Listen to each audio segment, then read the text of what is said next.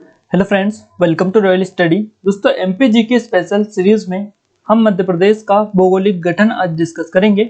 हमारा ये second lecture रहेगा। इससे पहले हम फर्स्ट लेक्चर आपको दे चुके हैं और इसकी एक हम प्लेलिस्ट भी बना देंगे ताकि आपको आसानी से जो वीडियो डाले इस सीरीज में हम वो मिल जाए, आपको ढूंढने में कोई दिक्कत ना हो। तो इसके लिए प्लेलिस्ट के लिंक भी आपको ऊपर आई बटन पर दे देंगे, वहां से जाकर आप डायरेक्टली देख सकते हैं। मध्य प्रदेश का भौगोलिक जो गठन हम डिस्कस करेंगे गाइस, ये पूरा हम मैप के साथ साथ स्टडी करने वाले हैं। हर एक चीजें आपको बताएंगे, एक एक चीज डीपली हम कवर करेंगे।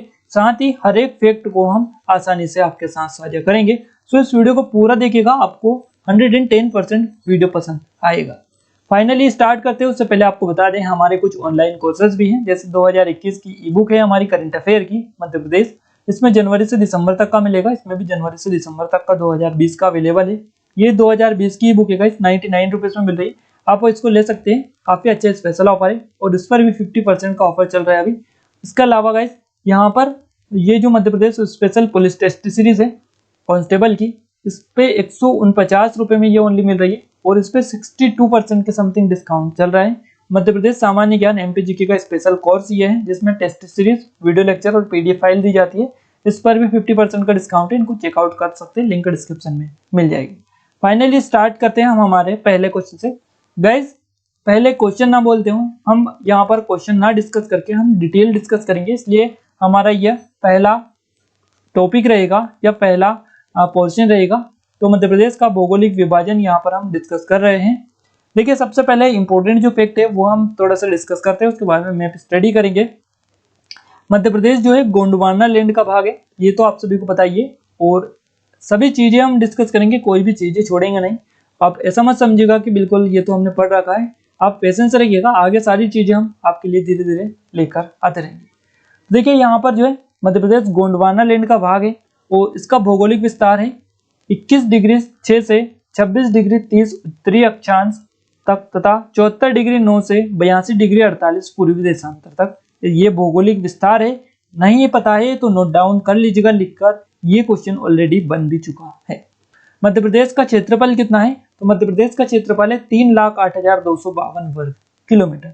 अब ये जो है भारत का 9.38% है। ये क्वेश्चन भी बन चुके हैं, ये क्वेश्चन भी बना है। ये जितने भी यहाँ पर पॉइंट हमने दे रखे हैं ये सभी क्वेश्चन एग्जाम में बन चुके हैं।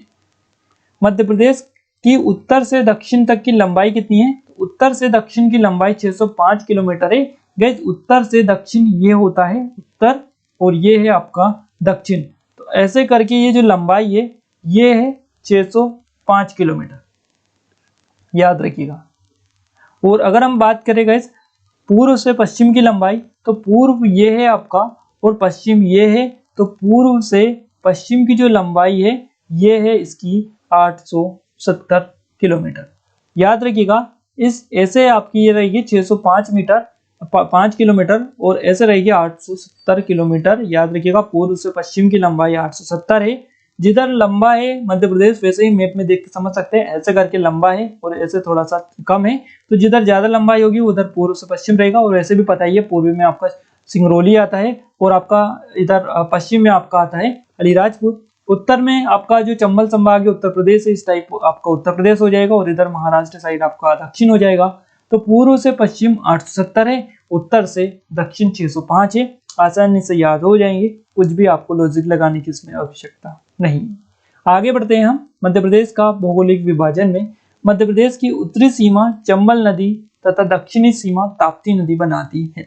काफी इंपोर्टेंट क्वेश्चन है, क्वेश्चन बन चुका है इससे गाइस ऑलरेडी कि मध्य प्रदेश की उत्तरी सीमा कौन सी नदी बनाती है? तो चंबल नदी बनाती है उत्तरी सीमा। देखिए, यहाँ से निकलती है चंबल नदी। चंबल नदी मऊ जाना पाऊ पहाड़ी से निकलती है, तो ऐसे करके इधर जाती है, इधर यहाँ होते हुए इधर राजस्थान में घुसती हुई यहाँ पर आ जाती है चंबल संभाग में। तो भिंड, मुरैना, श्योपुर में यहाँ पर बिहाड़ों का निर्माण भी करती है। ये बिहाड़ों के लिए ही जानी जाती है चंबल नदी, जैसे कि आपको पता है। तो यहाँ पर जो है ये यहाँ पर क्या है, इसमें उत्तरी सीमा का निर्धारण ये करती है, उत्तरी सीमा बनाती है मध्य प्रदेश की चंबल नदी। क्लियर है? इसके अलावा दक्षिणी सीमा, ये यहाँ पर दक्षिण है हमारा, उत्तर पूर्व पश्चिम उत्तर और ये दक्षिण, इधर ये आपका दक्षिण वाला एरिया है। और यहाँ पर ताप्ती नदी है गाइस, ताप्ती नदी बनाती है दक्षिणी सीमा। और अगर हम बात करेंगे चंबल नदी की, तो चंबल नदी निकलती है जानापाव पहाड़ी से। ये हम नदियों वालों में भी डिस्कस कर लेंगे, बट यहाँ पर नदी बता रहे हैं इसलिए कवर कर रहे हैं। ताप्ती नदी कहाँ से निकलती है? ताप्ती नदी जो निकलती है मुल्ताई बैतूल से निकलती है, और ये दक्षिणी सीमा बैतूल यहीं पर है आपका, महाराष्ट्र से लगी हुई है इसकी सीमा। तो बैतूल के साथ साथ ये जो है दक्षिणी सीमा का भी निर्माण करती है, ये निर्धारण करती है। और अगर हम बात करें पश्चिमी सीमा की, तो मध्य प्रदेश की जो पश्चिमी सीमा है राजमहल पहाड़ी है। यहाँ पर ये पश्चिमी जो सीमा है यहाँ पर राजमहल पहाड़ी है, ये यहाँ का इसका निर्धारण करती है, ये बनाती है। और पूर्वी सीमा का जो बनाती है ये मेकाल पहाड़ी बनाती है, ये मेकाल पहाड़ी यहाँ पर स्थित है। तो हर एक चीज हम कवर कर चुके हैं। ये सिंगरौली वाला जो एरिया है यहाँ पर मेकाल पहाड़ी है, और ये पूर्वी सीमा बनाती है, पश्चिमी सीमा राजमहल पहाड़ी बनाती है, उत्तरी सीमा जो बनाती है चंबल नदी, और दक्षिण सीमा बनाती है ताप्ती नदी। आई होप कि आपको कुछ भी याद करने की आवश्यकता नहीं है, आपको वैसे ही याद हो चुकी हैं। मध्य प्रदेश भारत के प्रायद्वीप पठार का ही एक भाग है, जहाँ पठारी भाग अधिक विस्तृत है। कहीं कहीं पर पर्वत श्रृंखला भी देखने को मिलती है, तथाकथित मैदानों भाग का भी विस्तार यहाँ पर देखने को मिलता है मध्य प्रदेश में, जैसा कि आपको पता भी है। मध्य प्रदेश की भौगोलिक संरचना का निर्माण विभिन्न युगों के अनेक प्रकार की चट्टानों से हुआ है। आग्नेय चट्टान, आगे जितनी भी चट्टानों से निर्माण हुआ है, जितने भी तरह की भौगोलिक संरचनाओं का, वो हम डिटेल डिस्कस करेंगे। तो देखिए यहाँ पर ये थोड़ा सा मैप हमने इसीलिए आपको दिया है ताकि आपको आसानी से याद हो जाए कि कौन सी सीमा कौन सी नदी या कौन सी पहाड़ी बनाती है। अब हम आगे बढ़ते हैं। देखिए मध्य प्रदेश को भौगोलिक दृष्टि से 3 भागों में बांटा गया है। 3 भाग कौन कौन से? मध्य उच्च प्रदेश, सतपुड़ा श्रेणी प्रदेश और पूर्वी पठार। सबसे पहले बात करते हैं मध्य उच्च प्रदेश की। मध्य उच्च जो प्रदेश है ये मध्य प्रदेश का पहला भाग है, भौगोलिक दृष्टि से जो बांटा गया है 3 भाग, उसमें पहला भाग ये है। तो मध्य उच्च जो प्रदेश है ये मध्य उच्च प्रदेश में आपका मालवा, मध्य भारत का पाताल, बुंदेलखंड, रीवा पन्ना पठार ये इसमें आते, साथ ही नर्मदा सोन घाटी भी इसमें आती है। तो ये जो वाला एरिया है हम आपको ऐसे लाइनिंग करके बता देते हैं, ऐसे करके आपको बता देते हैं ये वाला, यानी ये जो वाला एरिया हमने करा है मार्क, ये वाला पूरा मध्य उच्च प्रदेश में आता है। ऊपर वाला सतपुड़ा श्रेणी में ये येलो कलर से जो फिल है ये सतपुड़ा प्रदेश है, अब सेकंड वाले में आता है। और पूर्वी जो पठार है इसमें ये वाला आता है, इतना सा। क्लियर है? तो अब आप आई होप के समझ चुके होंगे कि कौन कौन से इसमें कौन कौन से आते हैं। 3 भागों में बेसिकली इसको बांटा गया है मध्य प्रदेश को भौगोलिक दृष्टि से। मध्य उच्च प्रदेश, सतपुड़ा श्रेणी प्रदेश और पूर्वी पठार, इनकी संख्या भी आप याद रखिएगा और तीनों के नाम भी आप याद रखिएगा। आगे हम और डिस्कस कर रहे हैं। अब हम सबसे पहले यहाँ पर बात करेंगे, जो भी हमने अभी मैप में आपको समझाया है वही हम यहाँ पर डिस्कस कर चुके हैं। बस मैप आपको इसलिए बताएंगे ताकि आपको याद रहे कि कौन सा कहाँ पर मैप में हमने देखा था, ताकि आपको एग्जैक्ट चीजें वो याद आ जाए। देखिए मध्य उच्च जो प्रदेश है वो हमने आपको बताया था, ये ऊपर वाला जो है नर्मदा घाटी और बघेलखंड पठार से लगा हुआ है जो एरिया है, ये यहाँ से ये पूरा आपका मध्य उच्च प्रदेश में आता है। देखिए मालवा का पठार, ये मालवा का पठार है, ये मध्य उच्च प्रदेश में आता है। मध्य भारत का पठार, ये मध्य भारत का पठार आता है। साथ ही बुंदेलखंड का पठार, ये आपका बुंदेलखंड का पठार हो गया ये वाला। और इसके अलावा रीवा पन्ना का पठार, ये रीवा पन्ना का पठार है। और ये नर्मदा सोन घाटी, तो ये नर्मदा सोन घाटी ये रही। ये जो सभी आते हैं ये मध्य उच्च प्रदेश में आते हैं, जैसा कि हमने आपको बताया है अभी। ये यहाँ से ऐसे करके ऐसे, यहाँ से ऐसे करके, और ये जो पूरा वाला एरिया है ये आपका आता है मध्य उच्च प्रदेश में। और अगर हम बात करें सतपुड़ा श्रेणी प्रदेश की, तो सतपुड़ा में 3 श्रेणियां आती है। सतपुड़ा श्रेणी में पश्चिमी सतपुड़ा श्रेणी, पूर्वी सतपुड़ा श्रेणी और मेकाल श्रेणी। तो ये वाला जो एरिया है गाइस, ये इतना सा, ये इतने से एरिया में ये तीनों शामिल है। और पूर्वी पठार जिसका बघेलखंड है, बघेलखंड का पठार ये आपका इसमें आता है। तो आई होप कि यहाँ से आप समझ चुके होंगे कि कौन सा जो भाग है ये आपका किस में आता है। आसानी से, कोई दिक्कत ना होते हुए भी आप आसानी से समझ सकते हैं। और अब हम आपको बताते हैं कि देखिए यहाँ पर पहला, दूसरा, तीसरा, चौथा और 5वां। अगर आपसे पूछा जाए कि मध्य उच्च जो प्रदेश है ये कितने भागों में बांटा गया है, तो 5 भागों में इसको बांटा गया है। मध्य उच्च प्रदेश को, सतपुड़ा श्रेणी को 3 भागों में बांटा गया है और पूर्वी पठार 1 भाग में बटा हुआ है। अब देखिए यहाँ पर मध्य प्रदेश को भौगोलिक दृष्टि से 3 भागों में बांटा है। तो मध्य उच्च जो प्रदेश है इसको भी 5 भागों में बांटा गया है। सतपुड़ा श्रेणी को 3 भागों में और पूर्वी पाठार एक भाग में बटा हुआ है। आसानी से, कोई दिक्कत नहीं होगी। आप हमें कमेंट करके जरूर से बता दीजिएगा अगर आपको समझ में आ रहा है, तो एक एक चीज हम कवर करते चलेंगे। ये मालवा पाठार की लोकेशन ये रही आपकी।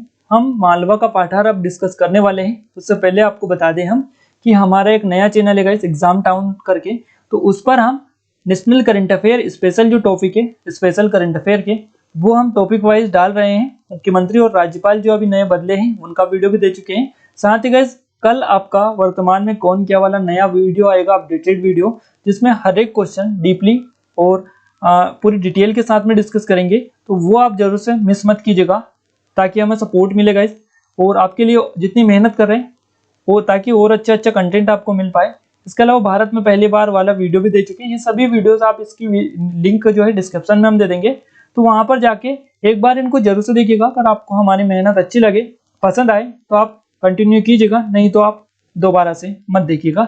बस यही कहना चाहेंगे, और मुझे पता है कि आपको जरूर से वो वीडियोस पसंद आएंगे। चलिए आप आगे बढ़ते हैं।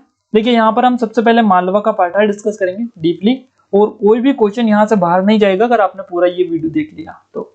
देखिए मालवा का जो पाठार है मध्य प्रदेश का सबसे बड़ा भूभाग है। अगर क्वेश्चन में बने कि मध्य प्रदेश का सबसे बड़ा पाठार कौन सा है, तो ये है आपका मालवा का पाठार। मध्य प्रदेश का सबसे बड़ा भूभाग ये है। मालवा का जो पाठार है मध्य प्रदेश के पश्चिमी भाग में फैला हुआ है। ये हम लोकेशन आपको बता देते हैं मालवा के पाठार की। ये रहा आपका मालवा का पाठार। ये मालवा का पाठार है, और ये जो है पश्चिमी भाग में फैला हुआ है मध्य प्रदेश का। ये आपका पूर्वी भाग है, और ये आपका पश्चिमी भाग है। ये उत्तरी है, और ये आपका दक्षिणी भाग है। तो ये आपका पश्चिमी भाग में फैला हुआ है। मालवा के पाठार का कुल क्षेत्रफल कितना है, तो ये है आपका 88,222 वर्ग किलोमीटर। यहाँ पर भी मेंशन है मैप में भी, 88,222 वर्ग किलोमीटर इसका जो है कुल क्षेत्रफल है मालवा के पाठार का। और मालवा मध्य प्रदेश के कुल क्षेत्रफल का कितना है, ये 28% है। 28%, मध्य प्रदेश के कुल क्षेत्रफल का 28% भाग मालवा के पाठार जो है ये घेरे रखता है, इसको कवर करता है। और एक और चीज आप याद रखिएगा गाइस, काफी ज्यादा पूछी जाती है, कर्क रेखा जो है ये मालवा के पाठार को दो भागों में बांटती है। कर्क रेखा मालवा के पाठार को दो भागों में बांटती है। इस पाठार की सबसे ऊंची चोटी कौन सी है मालवा के, तो मालवा के पाठार की सबसे ऊंची चोटी है सिगार की चोटी। इसकी ऊंचाई कितनी है, 881 मीटर। 881 मीटर सिगार की चोटी है, और ये मालवा की सबसे ऊंची चोटी है। दूसरी चोटी कौन सी है, तो दूसरी चोटी है इसकी जानापाव पहाड़ी, इसको जानापाव चोटी भी बोलते हैं। और गाइस इसी जानापाव पहाड़ी से ही चंबल नदी का उद्गम हुआ है, जो कि महू इंदौर के अंतर्गत आती है। नेक्स्ट पॉइंट है हमारा, इसका निर्माण यानी मालवा के पाठार का निर्माण किससे हुआ है, तो दक्कन ट्रेप की लावा तथा बेसाल्ट चट्टानों के स्थिरीकरण से इसका निर्माण हुआ है मालवा के पाठार का। दक्कन ट्रेप की लावा और बेसाल्ट चट्टानों के स्थिरीकरण से।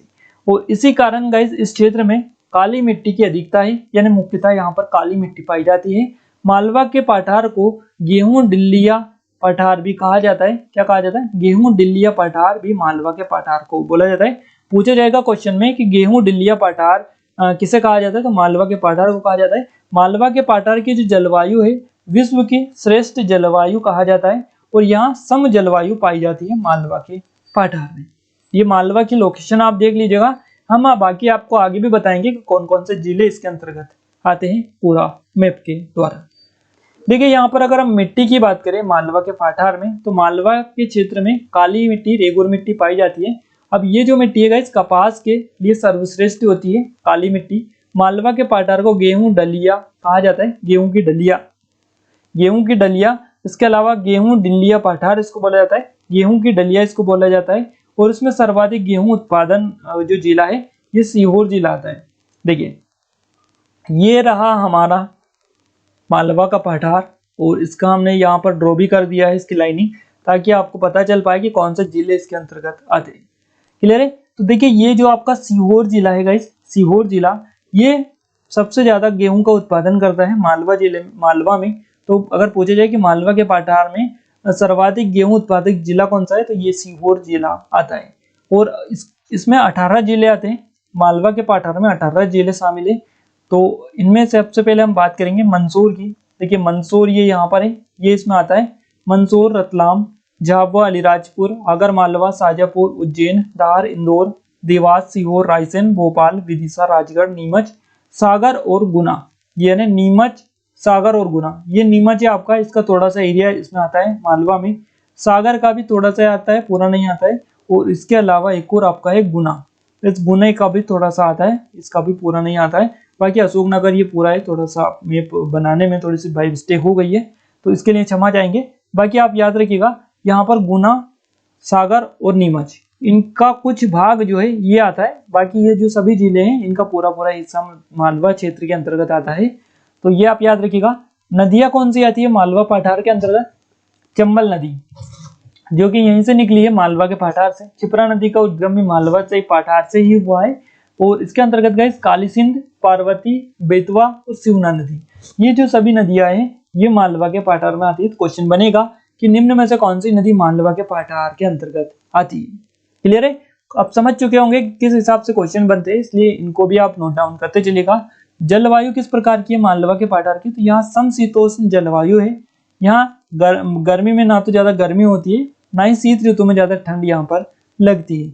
और गाइस चीनी यात्री फायान था, इसने अपनी यात्रा विवरण में मालवा की जो जलवायु है इसको विश्व की श्रेष्ठतम जलवायु बताया है। तो क्वेश्चन बनेगा आपका, ऑलरेडी बन भी चुके हैं। चीनी यात्री है फायान, इसने बताया है मालवा की जलवायु को विश्व की सर्वश्रेष्ठ जलवायु। आगे बढ़ते हैं हम, थोड़े से और खनिज के बारे में डिस्कस करते हैं। मालवा के पठार में कम ही खनिज पाए जाते हैं, जैसे झाबुआ अलीराजपुर में रॉक फॉस्फेट मिलता है, और मंदसौर में स्लेट, धार में बलुआ और चूना पत्थर मिलते हैं। साथ देवास, इंदौर में पैराडाइज जैसे खनिज यहाँ पर पाए जाते हैं। पर्यटन स्थल की बात करें मालवा के पठार में, तो मालवा के पठार के जो पर्यटन स्थल है इसमें आपका महाकालेश्वर ज्योतिर्लिंग आता है, जो कि उज्जैन क्षिप्रा नदी के तट पर बसा हुआ है और मध्य प्रदेश का एकमात्र ज्योतिर्लिंग है। सॉरी, मालवा का एकमात्र ज्योतिर्लिंग है। मध्य प्रदेश में 2 ज्योतिर्लिंग है, बाकी मालवा का एकमात्र ज्योतिर्लिंग है।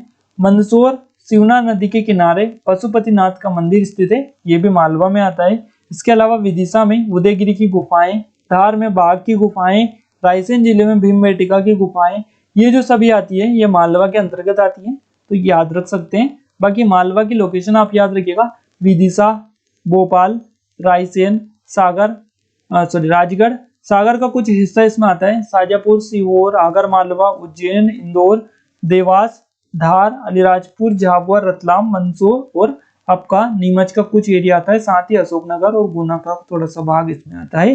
तो याद रखिएगा ये जो जिले हैं 18 जिले इसमें समथिंग है जो मालवा के अंतर्गत आते हैं। अब हम आगे बढ़ते हैं। नेक्स्ट है हमारा मध्य भारत का पठार। गाइस मध्य भारत का जो पठार है मध्य प्रदेश के उत्तरी भाग में स्थित है। अब हमने आपको बताया था कि ये जो है ये आपका पूर्व है, ये आपका पूर्व है, ये पश्चिम है और ये उत्तर और ये दक्षिण। तो देखिए मालवा का जो पठार है पश्चिम भाग में स्थित है। मध्य भारत का जो पठार है ये यहाँ पर है आपका, ये वाला, ये मध्य भारत का पठार है, तो ये आपका उत्तरी भाग में हो जाएगा। तो आप आसानी से याद रख सकते हैं, आपको याद रखने की भी जरूरत नहीं होगी अगर आप एक बार में समझ लेंगे तो मालवा का जो पठार है मध्य प्रदेश के उत्तरी भाग में स्थित है। और मालवा जो माफ कीजिएगा, मध्य भारत का पठार, और मध्य भारत का जो पठार है गाइस इसको चंबल उप आंध्र प्रदेश के नाम से जाना जाता है। चंबल उप आंध्र प्रदेश के नाम से इसको जाना जाता है। मध्य प्रदेश के लगभग 10.68% क्षेत्र में यह फैला हुआ है। इसका क्षेत्रफल 32,896 वर्ग किलोमीटर है और ये अपक्षय के कारण अवसादी चट्टानों से निर्मित भुजा कारिकी है। तो याद रखिएगा भुआ कारिकी ये है और किससे निर्मित हुआ है? अवसादी चट्टानों से ये मध्य भारत का पठार बना हुआ है। इसमें बेसाल्ट की समरूप संरचना है और कुछ जगह गोलाकार शिलाखंड भी मौजूद हैं। मध्य भारत का जो पठार है इसमें कौन कौन से जिले आते हैं? तो भिंड जिला, मुरैना जिला, देखिए भिंड जिला आता है ये आपका। इसके अलावा मुरैना जिला और मुरैना के साथ साथ श्योपुर भी इसमें आता है। श्योपुर के साथ साथ ग्वालियर भी आता है, ये ग्वालियर रहा आपका। और इसके अलावा शिवपुरी आता है इसमें, शिवपुरी ये रहा आपका। साथ ही गुना, मंदसौर, गुना आता है और आपका मंदसौर भी आता है, यानी मंदसौर का ये वाला जो एरिया है ये भी इसमें शामिल है और नीमच का कुछ भाग भी इसमें आता है। तो याद रखिएगा मंदसौर, नीमच का कुछ भाग इसमें आता है। क्लियर है? जलवायु किस प्रकार की यहाँ पर पाई जाती है मध्य भारत के पठार में? तो महाद्वीपीय प्रकार की अर्धशुष्क जलवायु पाई जाती है। यहाँ 75 सेंटीमीटर से भी कम बारिश होती है मध्य भारत के पठार में। और गाइस ये जो मध्य भारत का जो पठार है इसमें 75 सेंटीमीटर से भी कम वर्षा होने के कारण ही यहाँ पर एक स्थान है भिंड में गोहद नामक, गोहद ये ऐसा स्थान है यहाँ पर सबसे कम, मध्य प्रदेश में सबसे कम वर्षा जो होती है ये यहीं पर होती है, गोहद भिंड में। याद रखिएगा भिंड में मध्य प्रदेश की सबसे कम वर्षा होती है, मध्य भारत के पठार के अंतर्गत ये आता है। तो ऐसा भी क्वेश्चन बनेगा कि भिंड गोहद में मध्य प्रदेश की सबसे कम वर्षा होती है, ये किस पठार के अंतर्गत आता है। क्लियर है। अब हम आगे बढ़ते हैं। वनस्पति किस प्रकार की पाई जाती है, तो यहाँ की जो वनस्पति है विरल है, कंटीले वृक्ष, कैक्टस, नागफनी, ये सभी प्रकार की जो वनस्पति है यहाँ पर पाई जाती है। और उद्योग के अंतर्गत खेर से कत्था बनाने का कारखाना जो कि शिवपुरी आता है इसके अंतर्गत, तो खेर से कत्था बनाने का कारखाना यहीं पर है। नीमच में चीनी तथा सीमेंट की फैक्ट्रियां भी स्थित है। तो ये उद्योग मध्य भारत के पठार के अंतर्गत आते हैं। नेक्स्ट हमारा जो पठार है ये है बुंदेलखंड का पठार है। बुंदेलखंड का जो पठार है इसका जो क्षेत्रफल है 23,737 वर्ग किलोमीटर है। अब ये मध्य प्रदेश का क्षेत्रफल का 7.7% है, यानी 7.7% ये मध्य प्रदेश के क्षेत्रफल का है। मध्य भारत के पठार के पूर्व में तथा रीवा पन्ना पठार के उत्तर में ये आपका स्थित है बुंदेलखंड का पठार। ये रहा आपका बुंदेलखंड का पठार, ये और ये वाला इसका कुछ एरिया इधर है और कुछ एरिया इसका इधर है। तो ये आपका बुंदेलखंड का पठार है।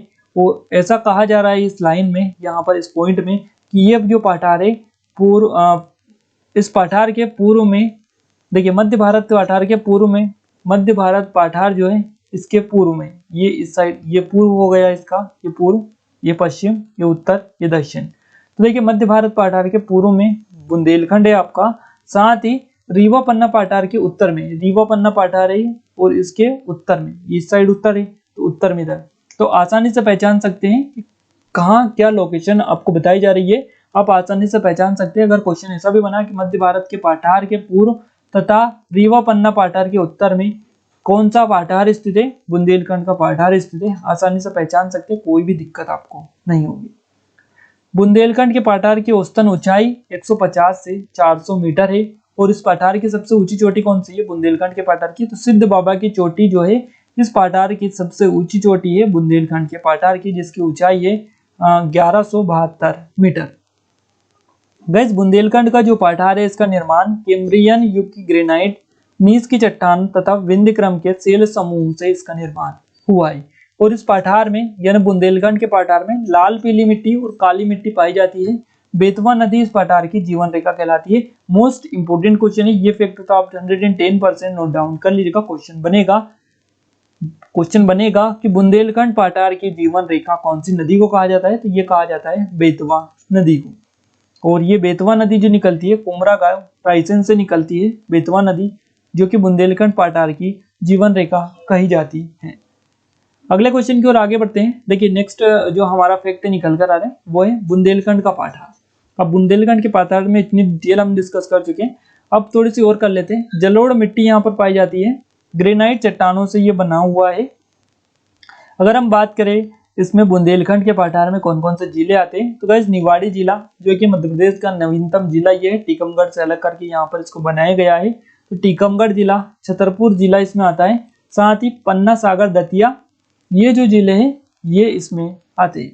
निवाड़ी, टीकमगढ़, छतरपुर, पन्ना, सागर, दतिया जिले आपके बुंदेलखंड के पठार में आते हैं। जलवायु यहाँ की है तो महाद्वीपीय जलवायु है यहाँ की, यहाँ ना तो गर्मी ज्यादा होती है ना ही ठंड में ज्यादा ठंड पड़ती है। और यहाँ बारिश बंगाल की खाड़ी की शाखा से ही होती है। कहाँ पर, बुंदेलखंड के पठार में। मिट्टी और फसलें की अगर हम बात करें तो दोमट मिट्टी यहाँ पर पाई जाती है। और फसलें कौन कौन सी, तो गेहूं, ज्वार और दलहन, तिलहन, सरसों, यानी गेहूं, ज्वार, दलहन, तिलहन और सरसों की पैदावार यहाँ पर की जाती है। नदियों में बुंदेलखंड के पठार की नदी अगर हम देखें तो केन बेतवा नदी यहाँ पर बहती है। बुंदेलखंड की पठार की जीवन रेखा कहलाती है केन बेतवा नदी। साथ ही गाइस केन बेतवा लिंक परियोजना भी यहीं पर है। इसके अलावा माता टीला जो परियोजना है ये भी यहीं पर आती है बुंदेलखंड के पठार। और बुंदेलखंड की लोकेशन आप देख सकते हैं, आसानी से समझ सकते हैं। बाकी बाद में हम आपको सारी की जो लोकेशन है वो आपको समझा देंगे। नेक्स्ट है हमारा बुंदेलखंड का पठार। देखिए बुंदेलखंड का जो पठार है अभी खत्म नहीं हुआ है, अभी और चीजें। पर्यटन अगर हम बात करें बुंदेलखंड के पठार की, तो खजुराहो जो विश्व विरासत की सूची में शामिल है, ये भी इसी में आता है। साथ ही पीताम्बरा पीठ चंदेरी इसी में आता है। और इसके अलावा छत्रसाल संग्रहालय बुंदेलखंड के पाठार के अंतर्गत आता है। खनिज में यहाँ पर हीरा पन्ना में पाया जाता है, और रॉक फॉस्फेट सागर में, तो ये खनिज भी इसी में आता है बुंदेलखंड के पाठार में। और आपका पर्यटन स्थल जो कि खजुराहो है। और क्वेश्चन ऑलरेडी कवर हो चुके हैं गाइस, ऑलरेडी पूछे जा चुके हैं कि खजुराहो के जो मंदिर है मध्य प्रदेश के किस पाठार के अंतर्गत आते हैं। ये हीरा जो पन्ना पाया जाता है ये मध्य प्रदेश के किस पाठार में पाया जाता है। क्लियर है। तो ये हीरा और रॉक फॉस्फेट जो कि पन्ना सागर और खजुराहो छतरपुर वगैरह ये जो है ये बुंदेलखंड के पाठार में आते हैं। आप जिले याद रख लीजिएगा, जिलों से आसानी से पता चल जाएगा कि कौन सा स्थल कहाँ पर स्थित है, या कौन सी नदी या कौन सा उद्योग या कौन सा जो मंदिर है ये कहाँ पर स्थित है और वो किस पठार में आता है। अगर जिले याद रहेंगे कौन से जिले किस पठार में, तो आसानी से सारी चीजें आपको याद हो जाएगी। अब हम आगे बढ़ते हैं हमारे अगले जो निकल कर आ रहा है पाठार उसके ओर, रीवा पन्ना का पाठार। गैस ये जो आपका अभी हमने बुंदेलखंड का पाठार देखा है उसके जस्ट नीचे आपका देखिए मैप में, देखिए यहाँ पर ये मैप में देखिए आप, जस्ट यहाँ पर इसके नीचे आपका ये रीवा पन्ना पाठार है। तो इसमें पन्ना जिला, सतना जिला, रीवा जिला और दमोह जिला आता है।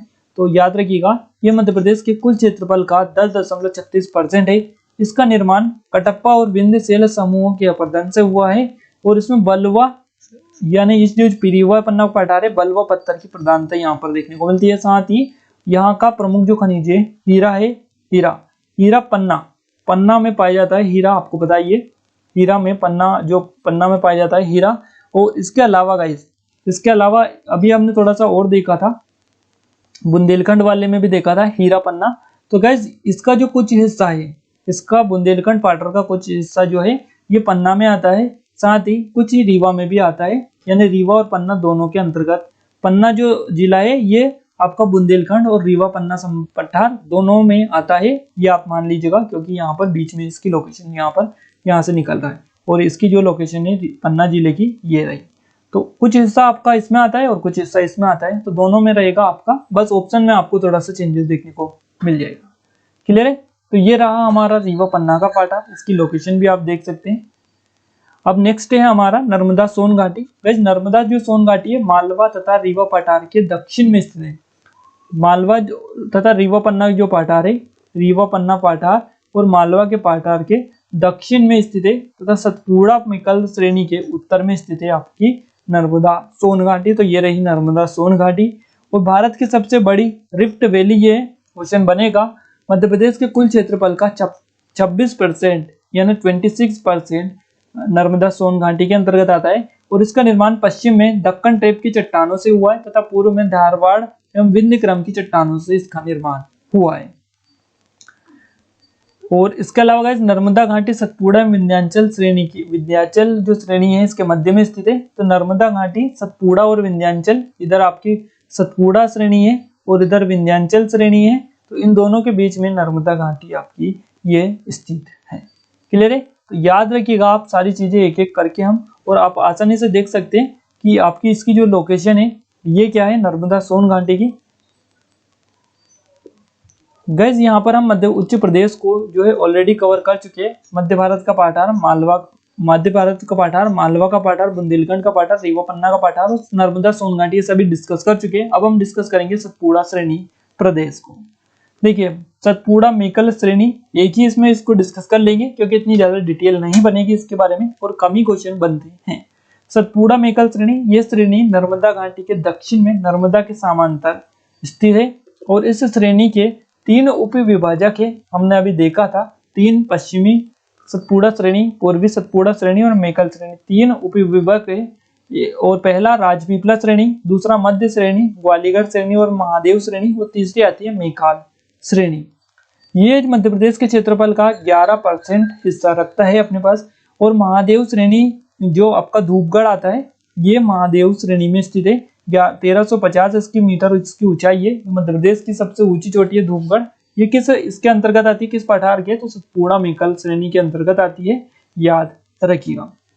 और अगर आपसे पूछा जाए कि धूपगढ़ किसके अंतर्गत आता है तो महादेव श्रेणी के अंतर्गत जो है धूपगढ़ आता है।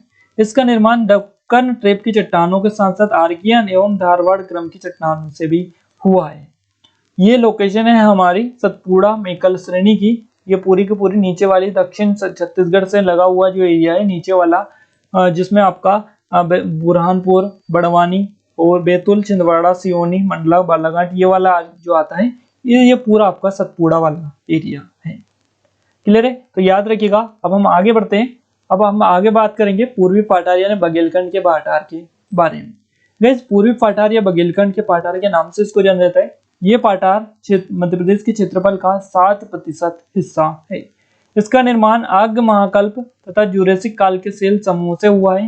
मध्य प्रदेश की ऊर्जा राजधानी जो बेड़न सिंगरौली है, इसी पाठार में स्थित है। तो याद रखिएगा, ये आपकी बघेलखंड के पाठार में आती है सिंगरौली, और इस क्षेत्र में लाल मिट्टी पाई जाती है बघेलखंड के पाठार में। बघेलखंड का जो पाठार है ये आपका यहाँ पर स्थित है। ये मैप आप देख सकते हैं, ये आपका बघेलखंड का पाठार स्थित है। तो याद रखिएगा, सारे पाठार हम डिस्कस कर चुके हैं। अब हम बात करते हैं यहाँ पर कि देखिए यहाँ पर जो है ये हमने मैप दे रखा है, और ये जो नक्शा है हमने जो है खुद ड्रॉ किया है। तो इसमें थोड़ा सा आगे पीछे हो सकता है, तो इतना आप समझाने के लिए बेसिकली हम इतना मान सकते हैं कि आप आपके लिए ड्रॉ कर रहे हैं। तो सबसे पहले हम मालवा को ड्रॉ करते हैं। तो देखिए यहाँ पर ये मालवा है हमारा, मालवा का पाठार, ये मालवा का पाठार है। इसके बाद में हम मध्य भारत के पाठार को ड्रॉ करेंगे। देखिए ये मध्य भारत का पाठार है, लोकेशन आप देख लीजिएगा गाइस। बाकी इसमें थोड़ा सा ये जो है यहाँ से ऐसे करके ऐसे करना था, इसको ऐसे करके ऐसे, तो ये थोड़ा सा यहाँ से निकल गया, तो उसके लिए समझ जाएंगे। बाकी अगर आगे हम ड्रॉ करते हैं बुंदेलखंड के पाठार को, ये बुंदेलखंड का बघेलखंड का पाठार है आपका, ये बुंदेलखंड का। क्लियर है? तो देखिए यहाँ पर ये जो है बुंदेलखंड का पाठार है, ये आपका बुंदेलखंड का पाठार है, और ये आपका है रीवा पन्ना का पाठार। ये रीवा पन्ना का पाठार है। इसके नीचे नर्मदा सोन घाटी है, ये आपकी, ये सतपुड़ा श्रेणी है, सतपुड़ा वाला, और ये हमने देखा था बघेलखंड का पाठार। तो इतनी सारी चीजें आप याद रखिएगा, इतनी सारी चीजें अगर आप याद रख लेंगे तो आसानी से आप समझ सकते हैं, और आपको कोई भी दिक्कत नहीं होगी याद रखने में भी। गाइस, यहाँ पर मध्य प्रदेश का जो विभाजन है, विभाजन यानी भौगोलिक गठन, वो हम ऑलरेडी कवर कर चुके हैं। मध्य प्रदेश के जो पाठार है इसके अंतर्गत ही आते हैं। जितनी भी चीजें थी पूरी डिटेल के साथ डिस्कस किए। साथ ही हमारे कुछ ऑनलाइन कोर्सेज भी है, इनकी मदद से आप अपनी एग्जाम में अच्छा स्कोर भी कर सकते हैं। बाकी ये वीडियो आपको कैसा लगा, कैसा नहीं लगा, डिटेल कैसी लगी, कुछ अगर आपको डाउट है तो वो आप कमेंट कर सकते हैं। बाकी हम नए वीडियो के साथ साथ आपको बताना चाहेंगे कि अब आप कमेंट करके हमें बताइएगा कि हम कौन सा वीडियो आपके लिए लेकर आए इस सीरीज का, ताकि हम जल्द से जल्द कमेंट करके आप बता दीजिएगा, ताकि जल्द से जल्द वीडियो पे आपके लिए लेकर आए। और वीडियो आपको अच्छा लगा है तो अपने दोस्तों के साथ शेयर कर दीजिएगा। चैनल को सब्सक्राइब नहीं किया, सब्सक्राइब करने के साथ साथ बेल आइकन को भी दबा दीजिए, ताकि ऐसे वीडियो आपको रेगुलर मिलते रहे। आज के स्टूडेंट बस इतना ही गाइस, मिलते हैं एक नए स्टडी वीडियो के साथ। तब तक के लिए जय हिंद, वंदे मातरम।